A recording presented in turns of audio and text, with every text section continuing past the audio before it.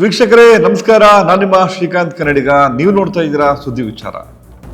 ಇವತ್ತು ಈ ಸುದ್ದಿಯನ್ನು ನಮಗೆ ಒಬ್ಬರು ನಮ್ಮ ವೀಕ್ಷಕರು ಕಳಿಸಿರ್ತಕ್ಕಂಥದ್ದು, ನಿಮ್ಮ ಮಾಧ್ಯಮದಲ್ಲಿ ದಯವಿಟ್ಟು ಪ್ರಸಾರ ಮಾಡಿ ಅಂತ.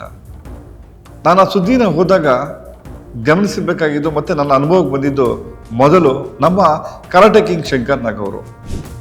ನಿಮ್ಮ ಊಹೆ ಸರಿ, ಶಂಕರ್ ನಾಗ್ ಅವ್ರನ್ನ ನಾವು ಆಕ್ಸಿಡೆಂಟಲ್ ಮೂಲಕ ಕಳ್ಕೊಳ್ತೀವಿ. ಅದು ಹೇಗಾಯಿತು, ಎಲ್ಲಾಯಿತು, ಇದರ ಪೂರ್ಣ ಮಾಹಿತಿ ನಿಮ್ಗೆಲ್ಲರಿಗೂ ಗೊತ್ತಿರುತ್ತೆ. ಶಂಕರ್ ನಾಗ್ ಅವರು ಪ್ರಯಾಣಿಸಿದಂಥ ಕಾರು ನಿಂತಿದ್ದ ಒಂದು ಗಾಡಿಗೆ ಗುದ್ದಿ ಅವರು ಸ್ಥಳದಲ್ಲೇ ಅಸುನೀಗ್ತಾರೆ. ಈ ಒಂದು ವಿಚಾರವನ್ನೇ ನಮ್ಮ ವೀಕ್ಷಕರು ಕಳಿಸಿರ್ತಕ್ಕಂಥದ್ದು. ಇವತ್ತು ನಾವು ಒಂದು ಕುಟುಂಬದಲ್ಲಿ ಒಬ್ಬರು ಕಳ್ಕೊಂಡಿದ್ದೀವಿ, ದಯವಿಟ್ಟು ನಿಮ್ಮ ಮಾಧ್ಯಮ ಮೂಲಕ ಇದನ್ನು ಅರಿವು ಮೂಡಿಸಿ ಅಂತ ಹೇಳ್ತಾ ನಮಗೆ ಕಳಿಸಿದ್ದು ನಿಜವಾದ ಒಂದು ಖುಷಿಯ ವಿಚಾರ ಅಂತ ಹೇಳ್ಬೋದು, ಅಥವಾ ಬೇಸರದ ವಿಚಾರ ಅಂತ ಹೇಳ್ಬೋದು. ಆಗ್ಲಿಂದನೂ ಕೂಡ ನಮ್ಮ ಕಾನೂನು ಇನ್ನೂ ಬದಲಾವಣೆ ಆಗಿಲ್ವಾ, ಅಥವಾ ನಮ್ಮ ಜನಗಳು ಇನ್ನೂ ಬದಲಾವಣೆ ಆಗಿಲ್ವಾ ಅಂತ ನಾವು ಒಂದ್ಸಲ ಯೋಚನೆ ಮಾಡಬೇಕಾಗತ್ತೆ. ಈಗಲೂ ಕೂಡ ಹಲವಾರು ಹೆದ್ದಾರಿಗಳಿದ್ದಾವೆ ಮತ್ತು ರಾಜ್ಯದಾರಿಗಳಿದ್ದಾವೆ ಮತ್ತು ಹೈವೇ ರಸ್ತೆಗಳಿದ್ದಾವೆ. ಆದರೆ ಇನ್ನೂ ಕೂಡ ಕಾನೂನು ಬದಲಾವಣೆ ಆಗಿಲ್ವಲ್ಲ ಅಂತ ಒಂದು ದುಃಖ ನಮ್ಮಲ್ಲಿ ಕಾಡುತ್ತೆ. ವೀಕ್ಷಕರೇ, ನಮ್ಮಲ್ಲಿ ಯಾರಾದರೂ ಕುಟುಂಬದಲ್ಲಿ ಯಾರಾದರೂ ಒಬ್ಬರನ್ನ ಕಳ್ಕೊಂಡಾಗ್ಲೇ ನಮಗೆ ಅದರ ಅರಿವು ಮೂಡುವಂಥ ಕೆಲಸ ಆಗುತ್ತಾ, ಅಥವಾ ಅದಕ್ಕೂ ಮುಂಚೆ ನಾವು ಆ ಅರಿವುಗಳನ್ನ ನಾವು ಮಾಡೋ ತಪ್ಪುಗಳನ್ನ ನಾವು ತಿದ್ಕೋಬೇಕಾಗತ್ತಾ ಅಂತ ಯೋಚನೆ ಮಾಡಬೇಕಾಗತ್ತ.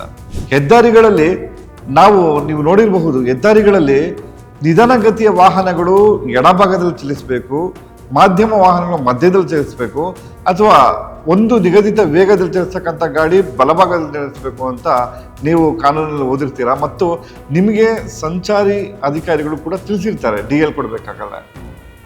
ನಿಧಾನಗತಿಯ ಲಾರಿಗಳು ಬಲಭಾಗದಲ್ಲಿ ಹೋಗ್ತಾ ಇರ್ತವೆ, ವೇಗ ಮಿತಿ ಹೊಂದಿರತಕ್ಕಂಥ ಗಾಡಿಗಳು ಎಡಭಾಗದಲ್ಲಿ ಹೋಗ್ತಾ ಇರ್ತವೆ, ಏನು ಇಲ್ಲದಂಥ ಗಾಡಿಗಳನ್ನ ಟೂ ವೀಲರ್ಗಳು, ಎತ್ತಿನ ಗಾಡಿ ಇರ್ಬೋದು, ಮತ್ತು ಈ ರೀತಿ ಆಟೋಗಳು ಸೆಂಟ್ರಲ್ ರೋಡಲ್ಲಿ ಹೋಗ್ತಾ ಇರ್ತವೆ.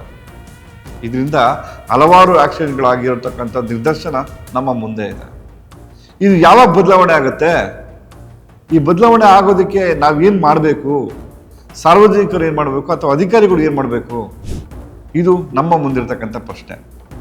ಸಾರ್ವಜನಿಕರು, ಒಂದು ಒಳ್ಳೆಯ ಸಾರ್ವಜನಿಕರು ಏನಪ್ಪ ಮಾಡ್ತಾರೆ ಅಂದರೆ, ಈ ರೀತಿಯ ವಿಡಿಯೋಗಳನ್ನ ಹಲವಾರು ಸಾಮಾಜಿಕ ಜಾಲತಾಣಗಳಿರ್ಬೋದು, ಮಾಧ್ಯಮಗಳಲ್ಲಿರ್ಬೋದು ಅಧಿಕಾರಿಗಳು ಕಳಿಸಿರ್ತಾರೆ. ಆದರೆ ಅದರಿಂದ ಉತ್ತರ ಶೂನ್ಯ. ಇನ್ನಾದರೂ ಈ ಒಂದು ವರದಿಯನ್ನು ನೋಡಿ ದಯವಿಟ್ಟು ಸಂಚಾರಿ ನಿಯಮವನ್ನು ಪಾಲನೆ ಮಾಡೋಣ.